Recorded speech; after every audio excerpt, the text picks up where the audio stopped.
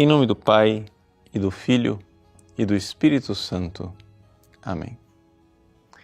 Meus queridos irmãos e irmãs, no Evangelho de hoje, Jesus, que sai da sinagoga de Cafarnaum, vai para a casa de Pedro. Ali, a casa de Pedro vai ser como que a base de operação de Jesus na Galileia, tanto que será conhecido como a própria casa de Jesus. Muitas vezes no Evangelho, quando se diz que Jesus estava em casa, refere-se à casa exatamente de Simão Pedro. Ao entrar na casa de Pedro, Jesus encontra a sogra de Pedro que está doente na cama com a febre. O evangelista São Lucas descreve a cena de forma bastante plástica. Ele coloca diante dos nossos olhos a realidade de Jesus se baixar sobre o leito. Ele vai ao encontro daquela mulher, ele se rebaixa. É Deus que vem ao nosso encontro, Deus que vem à nossa necessidade. Ela que estava lá ardendo com a febre, Jesus repreende a febre.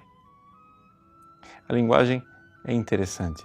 A febre aqui, ela é tratada como se fosse uma pessoa, como se fosse uma realidade que pudesse obedecer à palavra de Jesus. E então, surpreendentemente, a mulher que se levanta daquele leito se põe imediatamente a servir Jesus e os discípulos.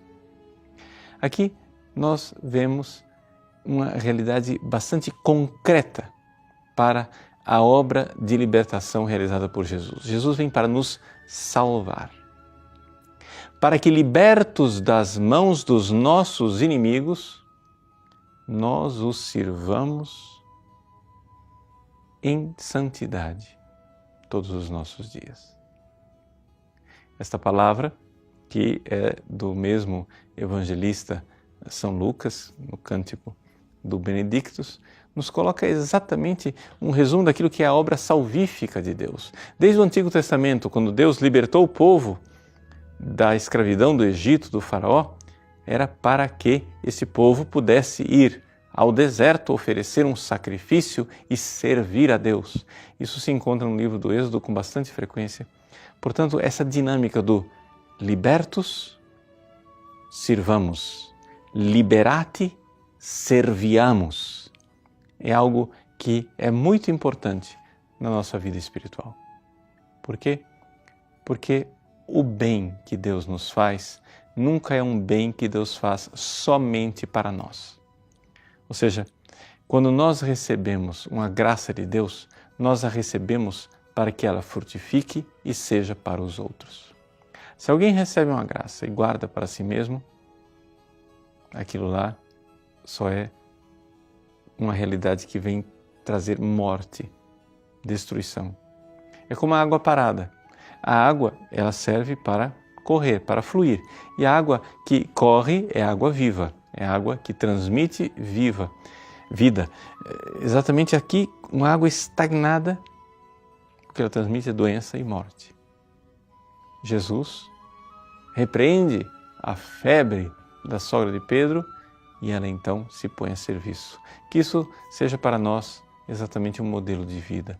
Que nós compreendamos, sim, queremos receber de Deus, da palavra de Deus, as graças, os dons, as curas, mas nunca para nós mesmos. Sempre para servir a Deus, servindo os irmãos. Porque se é verdade que nós temos o primeiro mandamento, que é amar a Deus sobre todas as coisas, é também verdade que o primeiro mandamento na ordem da execução não é este, mas é o segundo. Amar o próximo como a si mesmo. Por quê? Porque é exatamente amando os irmãos e servindo aos irmãos que nós estaremos servindo a Deus. Jesus nos cura da miséria do nosso egoísmo.